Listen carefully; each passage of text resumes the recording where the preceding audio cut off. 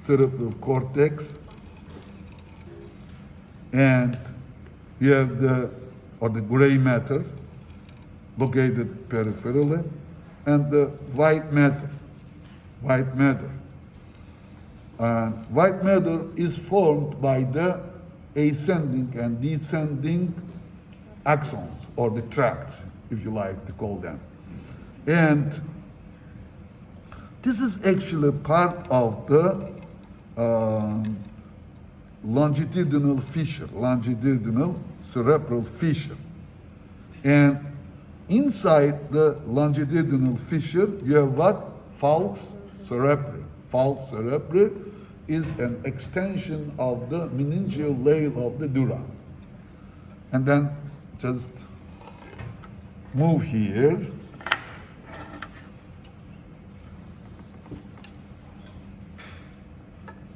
Okay. You start seeing the lateral ventricle.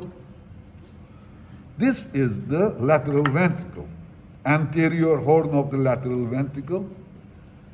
Posterior horn of the lateral ventricle. This one here is the choroid plexus. Choroid plexus produces the CSF, cerebrospinal fluid. This is the septum pellucidum. Septum pellucidum separates two lateral ventricles. And this is the corpus callosum. It is the mainly probably the rostrum of the, or the genio of the corpus callosum. It is the splenium of the corpus callosum. Splenium of the corpus callosum. To take another, okay? You see, at this level, you see the basal ganglia. Basal ganglia. Here again you have the anterior horn of the lateral ventricle, posterior horn of the lateral ventricle. Now this is the head of caudate nucleus. Head of caudate nucleus. Head of caudate nucleus. Septum pellucidum. And this is putamen. This is putamen. This is globus pallidus.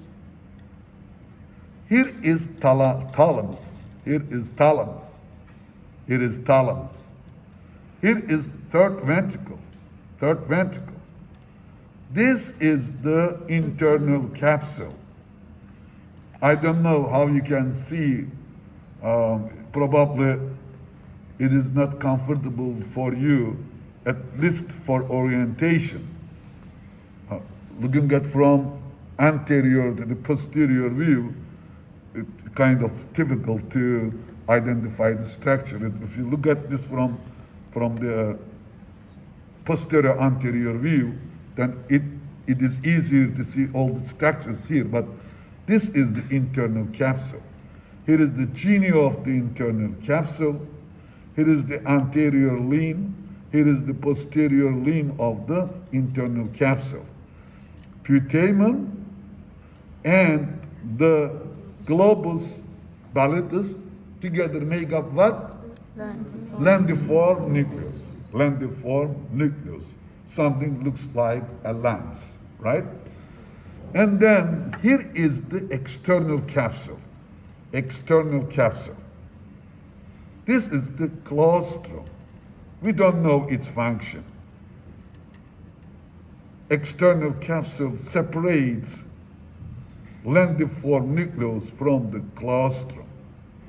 Here is the extreme capsule. External capsule,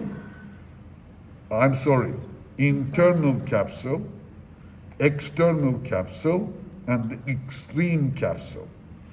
Look at here. Posterior limb of the internal capsule separates lendiform nucleus from the thalamus. And anterior limb of the internal capsule separates lendiform nucleus from the head of caudate nucleus. Head of caudate nucleus.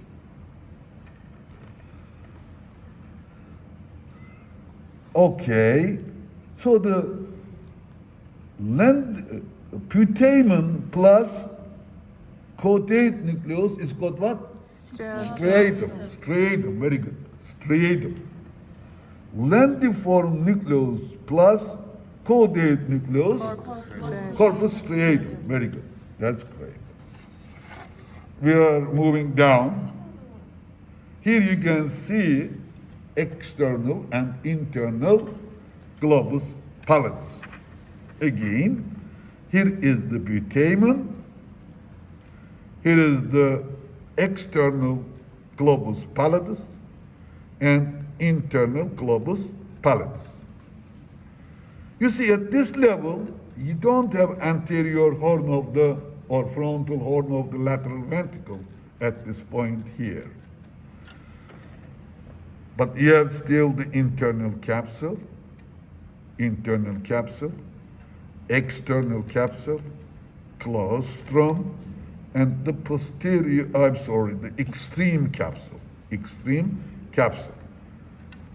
posterior horn of the lateral ventricle. And in it you can see the choroid plexus.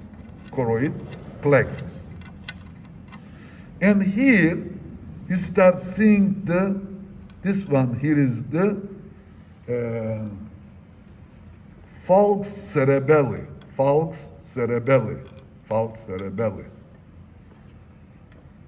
Okay,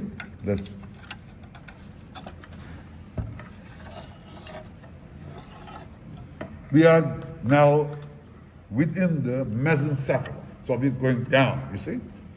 So here is the mesencephalon. You can see the crus cerebri. These are the crus cerebri, substantia nigra, red nucleus. And this is the aqueduct of mesencephaly, or aqueduct of cerebral, or the cerebral aqueduct, which connects third ventricle to the fourth ventricle. This is what? Vermis. This is the cerebral vermis. And these are what? These are the cerebellar hemispheres.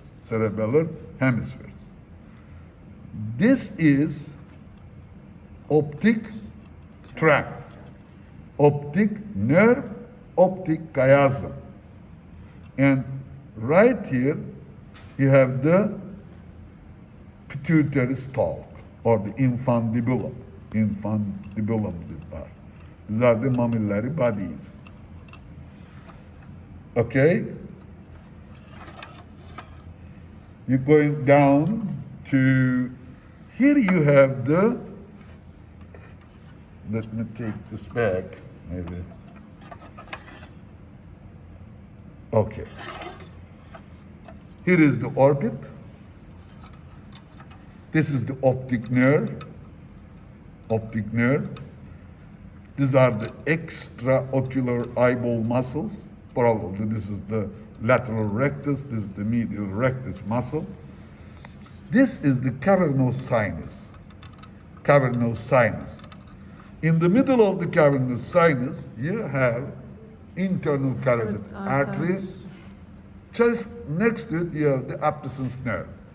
On the lateral wall of the cavernous sinus, you have oculomotor nerve from anterior to the posterior. Then you have trochlear nerve. Then you have ophthalmic nerve. Then you have maxillary nerve. But the mandibular nerve does not pass through the cavernous sinus. Here is the cerebellar vermis. These are the hemispheres. This is what? Ethmoidal sinuses. These are the ethmoidal sinuses. Anterior ethmoidal sinus, middle ethmoidal sinus, and the posterior ethmoidal sinus. It is very nice. You see, the ethmoidal sinus is located between the nasal septum, this is the nasal septum, and the orbit. So the ethmoidal sinuses are cavities located between the orbit laterally and the nasal septum medially. Good. This is the siphonoid sinus. Siphonoid sinus. As you see, siphonoid sinus, two siphonoid sinuses are separated by a thin, bony laminae. That's right. Okay. The same thing. You can see the siphonoid sinus, ethmoidal sinus, and the nasal septum. Anterior, middle, posterior ethmoidal sinus. Okay, still we have the nasal septum, siphonoidal sinus,